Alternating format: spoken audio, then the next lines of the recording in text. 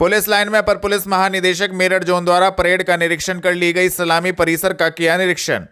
आपको बता दें, अपर पुलिस महानिदेशक मेरठ जोन डी के ठाकुर द्वारा पुलिस उप महानिरीक्षक सहारनपुर परिक्षेत्र अजय कुमार साहनी के साथ मंगलवार सुबह 11 बजे परेड का निरीक्षण कर सलामी ली गई।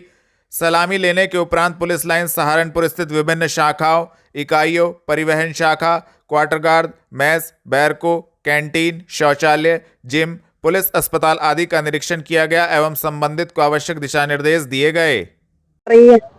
अभी हम लोगों ने कल ही ने समीक्षा की थी। अभी हम लोग जो महिला प्रकोष्ठ का समीक्षा कल रात में हमने किया और महिला प्रकोष्ठ में हम लोग की जो कार्यवाही हो रही है, अलग अलग तरह की कार्यवाही हो रही है।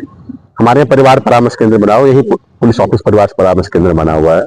जो भी इसे घरेलू हिंसा के मामले आते हैं या दहेज प्रथा के मामले आते हैं, हम लोग कोशिश करते हैं कि उन दोनों पक्षों में समझौता हो जाए, क्योंकि महिलाएं भी जो है सबसे पहले यही चाहती हैं उनको ससुराल में सुरक्षित स्थान मिले, सम्मान मिले, आदर मिले। हम लोग उसी कोशिश कर रहे हैं। जब वो समाधान नहीं हो पाता है, जब जानते हैं कि उनके पति या ससुराल वाले जानबूझ के कुछ क्राइम कर रहे हैं, तो उसे मुकदमे भी कायम कराते हैं और कार्रवाई भी कराते हैं। सर, हम कानून इसकी बात करें, हम सहारनपुर आए और आपने समीक्षा की, निरीक्षण किया, क्या क्या रहा?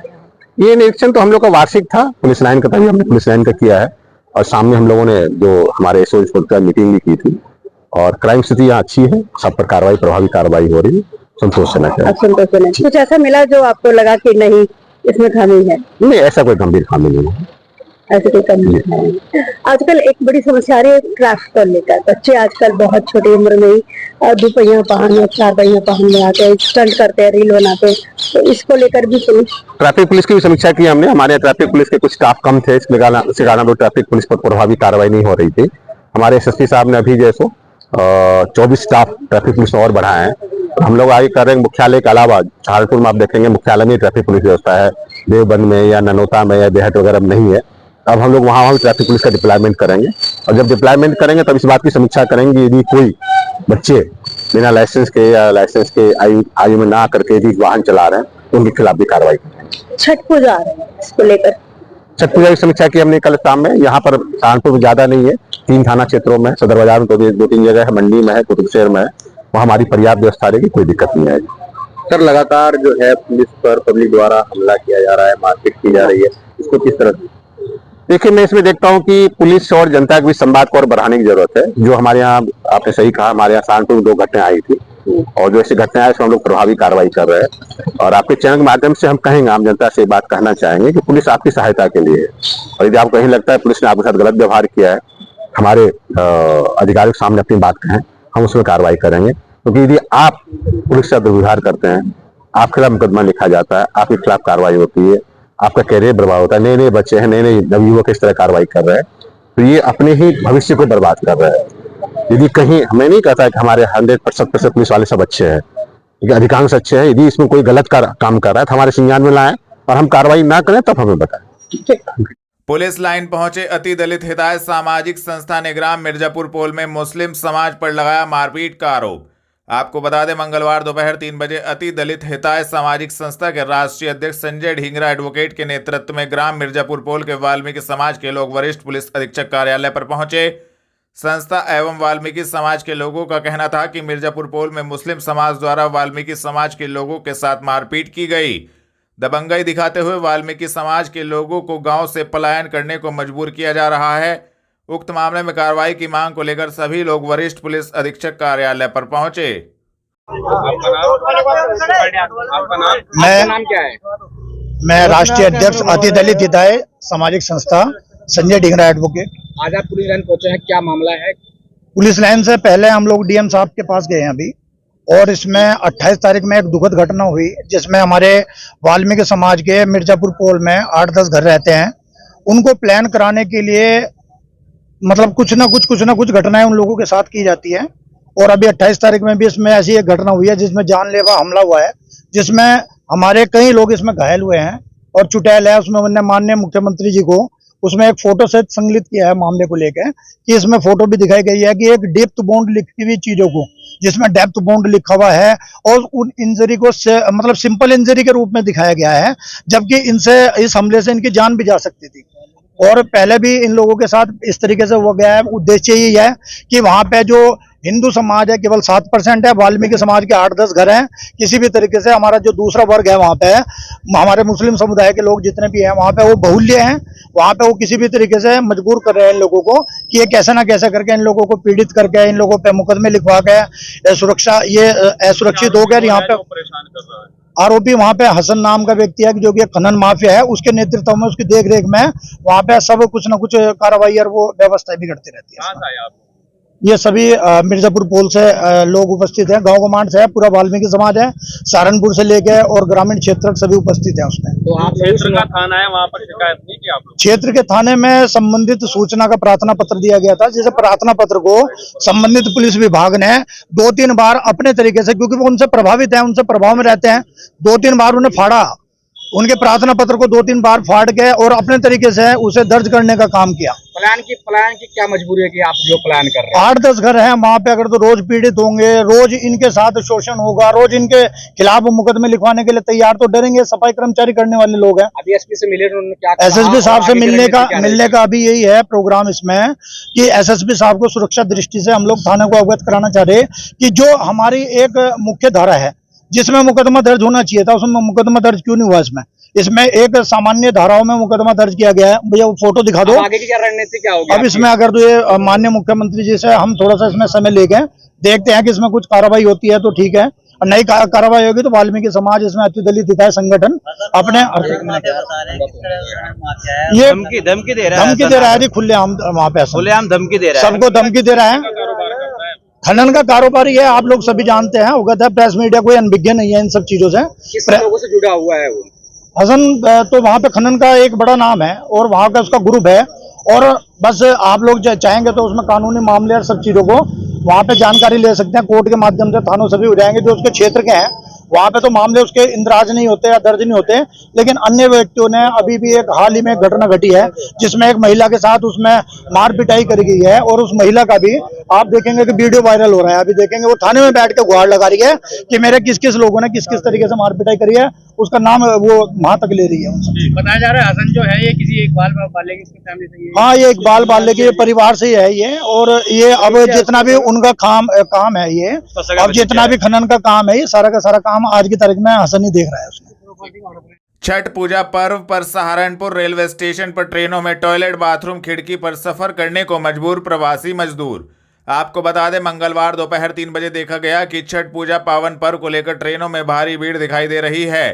प्रवासी मजदूर टॉयलेट एवं खिड़की पर बैठकर सफर करने को मजबूर हैं। छठ पूजा का पावन पर्व पूर्वांचल में धूमधाम से मनाया जाता है। अन्य राज्यों में भी कार्य कर रहे लोग छठ पूजा को लेकर अपने घर वापस लौटते हैं, जिसके चलते ट्रेनों में काफी भीड़ देखने को मिल रही है।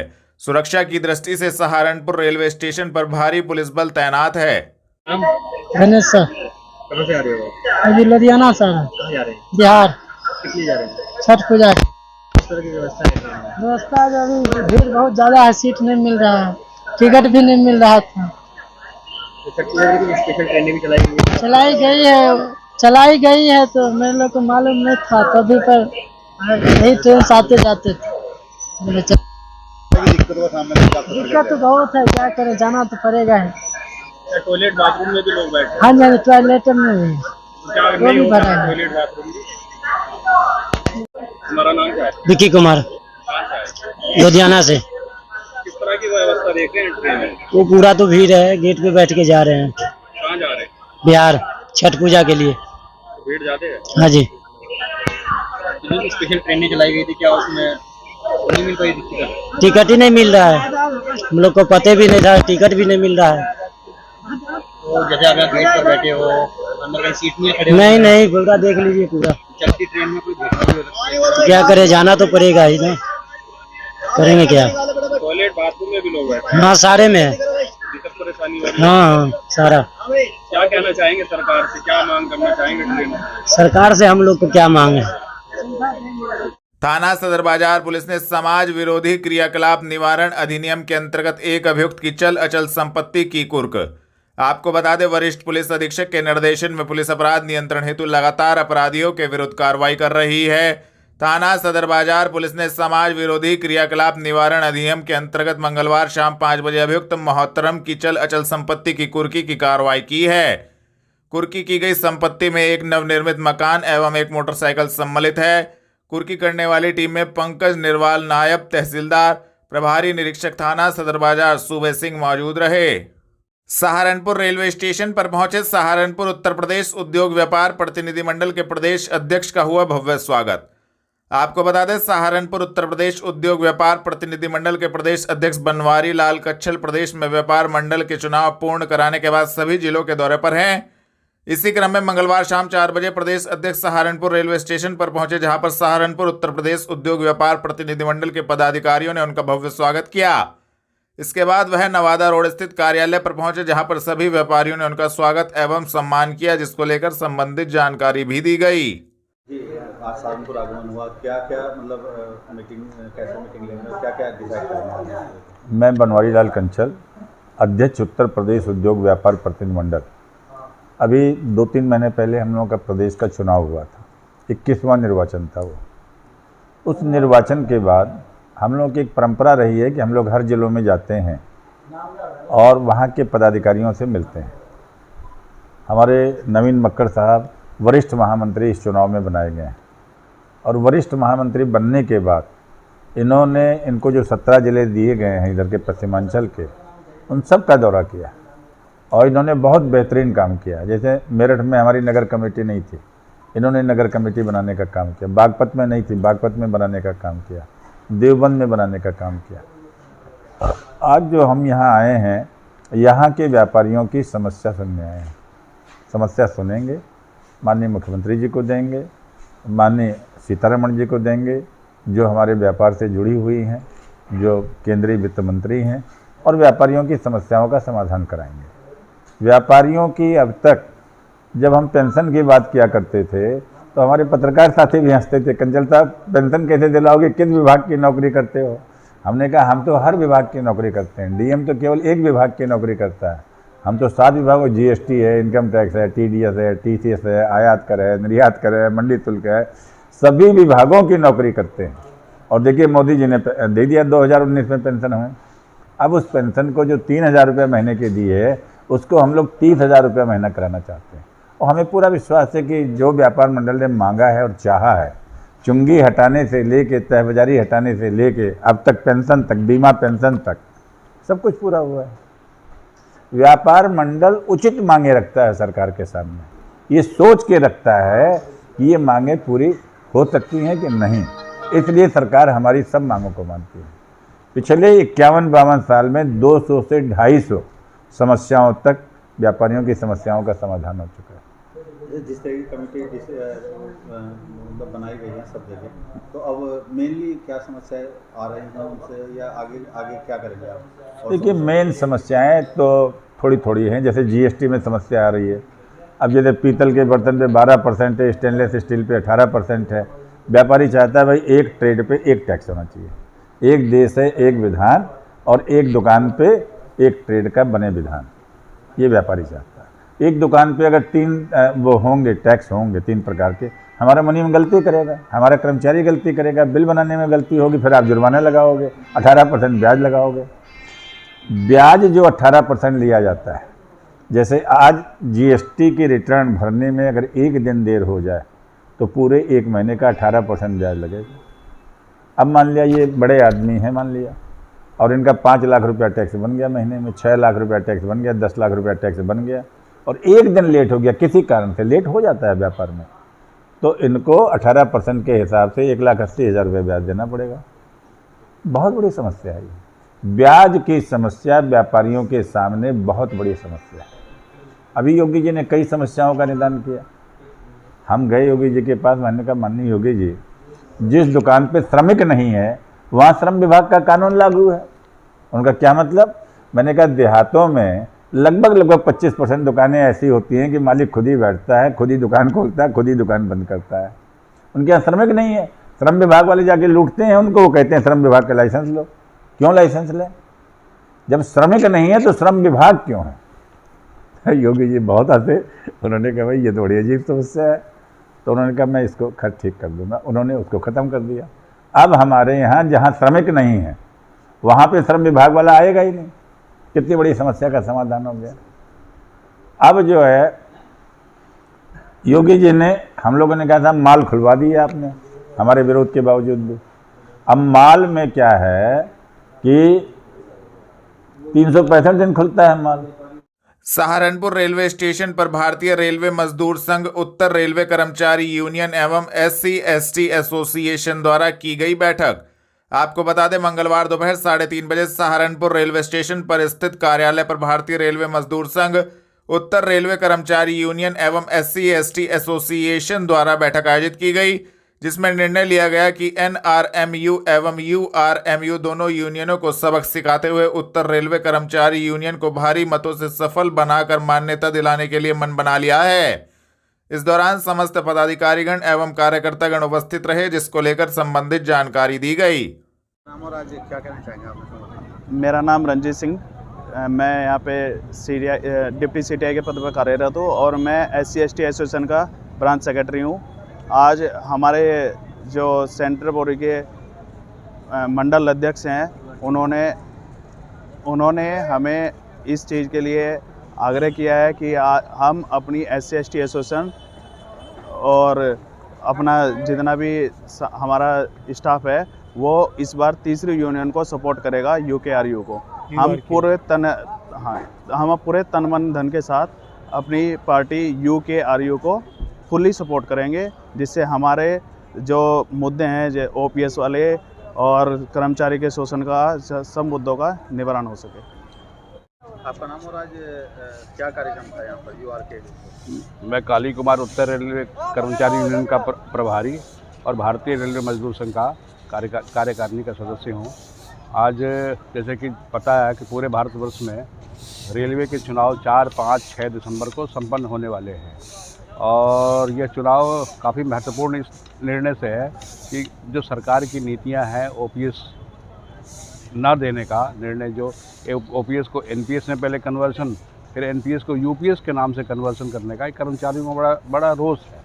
और उत्तर रेलवे कर्मचारी यूनियन, भारतीय रेलवे मजदूर संघ इस नई जो रणनीति है उसका विरोध करती है और कर्मचारियों के साथ कंधे से कंधा मिलाकर खड़ी है और जब तक चाहती है, जब तक ये संपन्न ठीक ना हो जाए तब तक हम उसके सरकार से संघर्ष करते रहेंगे। उसी सिलसिले में हम लोग आज सहारनपुर, कालानपुरा यार्ड वगैरह कर्मचारियों से मिलने गए थे कि भाई इस बार चुनाव में बदलाव करना चाहिए कर्मचारियों को, क्योंकि दोनों मान्यता प्राप्त संगठन जो है पैदाइश जन्म से ही वो मान्यता मिल गई उनको और उसका दुरुपयोग वो करते आ रहे हैं। बड़ी मुश्किल से रेलवे में कोर्ट के माध्यम से कर्मचारियों को अधिकार दिया गया है कि कर्मचारी अपने अधिकार से जिसको चुनना है उसको मान्यता दिलाए।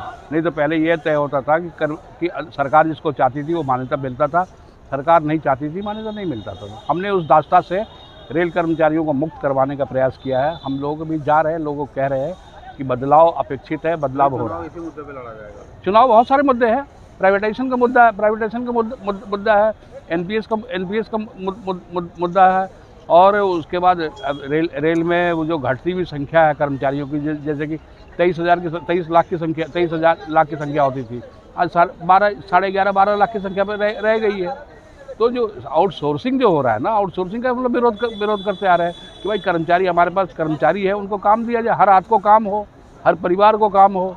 हमारा तो मुख्य मुद्दा ये बिल्कुल ये सारे मुद्दे रहेंगे, बहुत सारे साथ में हर कैटेगरी के हिसाब से। रेल लोको पायलट है, हमारे पास वो रिजर्वेशन के स्टाफ है, सैनिटरी स्टाफ है, तमाम सारे लोग हैं। हर किसी के मुद्दे अपने स्थान पे है, हर किसी के मुद्दे को लेकर हम साथ समग्र मुद्दा को साथ लेके हम चल रहे हैं। सारा किसी एक कैटेगरी का नहीं है, पूरी यूनियन का मतलब है वैसे। लेकिन हमें बड़ा अच्छा लग रहा है कि हमारे साथ मतलब कि हमारे SC/ST के सहयोगी अखिल भारतीय स्तर पर हमारा सहयोग कर रहे हैं और साथ में कंधा से कंधा मिला के चल रहे। OBC के लोग हमारे साथ है, समर्थन किया है।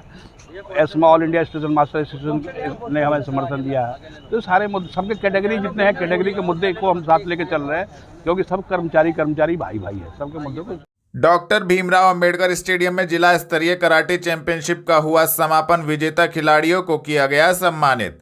आपको बता दें, मंगलवार शाम 5 बजे डॉक्टर भीमराव अंबेडकर स्टेडियम में स्वर्गीय राजेंद्र कर्णवाल की स्मृति में आयोजित जिला स्तरीय कराटे चैंपियनशिप का पुरस्कार वितरण समारोह के साथ समापन हो गया।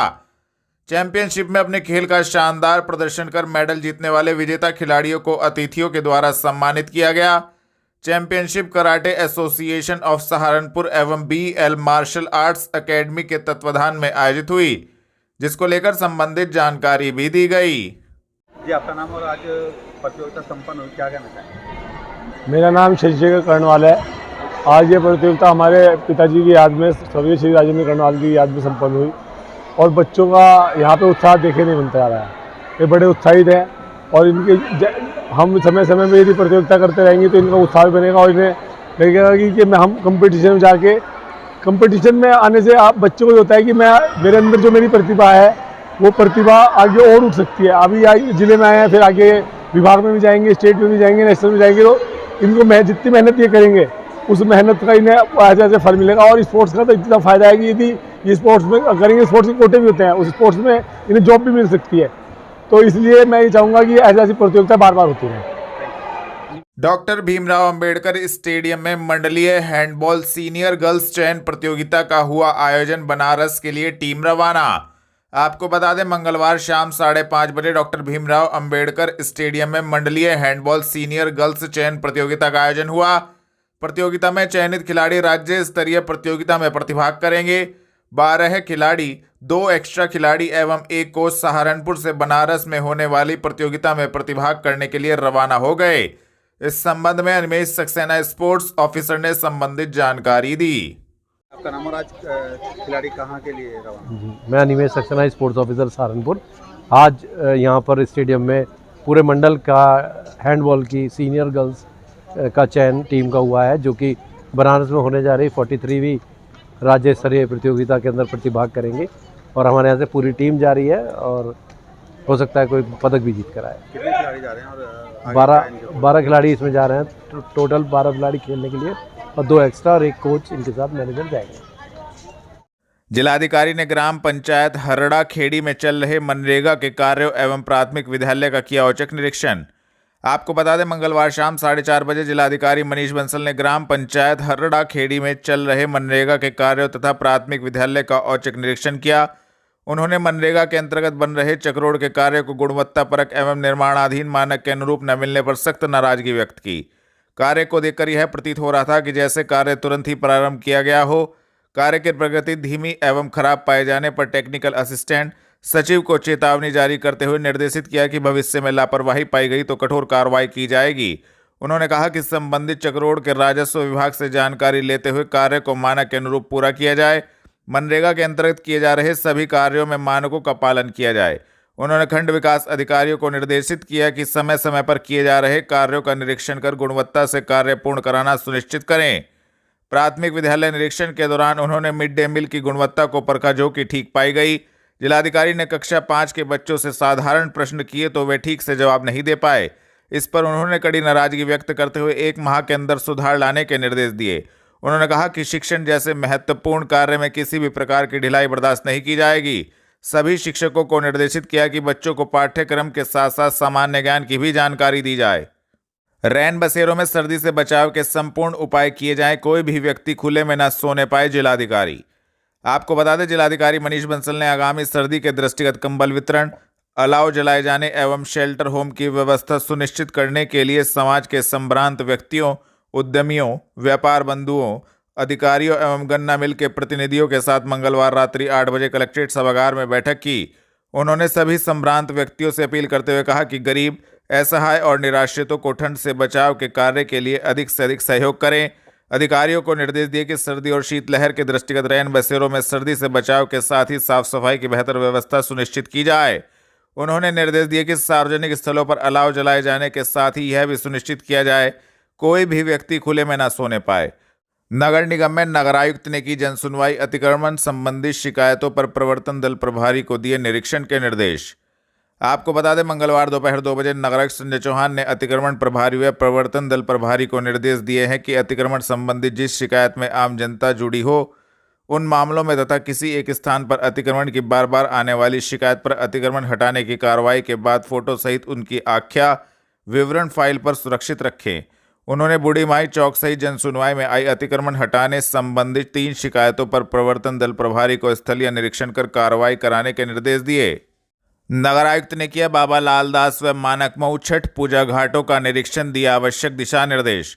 आपको बता दें, नगर आयुक्त संजय चौहान ने मंगलवार शाम 4 बजे बाबा लालदास घाट व मानकमऊ स्थित छठ पूजा घाट पर नगर निगम द्वारा छठ पूजा के लिए की जा रही तैयारियों का जायजा लिया। उन्होंने सरकार की मंशा के अनुरूप तेजी से कार्य पूर्ण करने के निर्देश देते हुए कहा कि श्रद्धालुओं की सुविधा के लिए हर जरूरी कदम उठाए जाएं। नगर आयुक्त संजय चौहान मुख्य अभियंता निर्माण वीके सिंह के साथ मानकमऊ स्थित छठ पूजा घाट पर पहुंचे और निगम द्वारा कराई जा रही तैयारियों का जायजा लिया। उन्होंने नदी के भीतर पड़े निर्माणाधीन मलबे को संबंधित विभाग के अधिकारियों से तुरंत हटाने को कहा। नदी में जल प्रवाह के दौरान किसी तरह का कोई अवरोध उत्पन्न ना हो। नगर आयुक्त ने घाट के सौंदर्यकरण के लिए निगम द्वारा कराए जा रहे कार्यों पर संतोष व्यक्त किया। उन्होंने निर्देश दिए कि शासन की मंशा के अनुरूप सारी तैयारियां पूरी कर ली जाएं। बाबा लालदास घाट का निरीक्षण करते हुए नगर आयुक्त ने सीढ़ियों की साफ सफाई कर शिल्ट हटाने, नदी के भीतर से कूड़ा करकट निकालकर उसे साफ कराने तथा आसपास क्षेत्र से घास की कटाई छटाई करने के भी निर्देश दिए।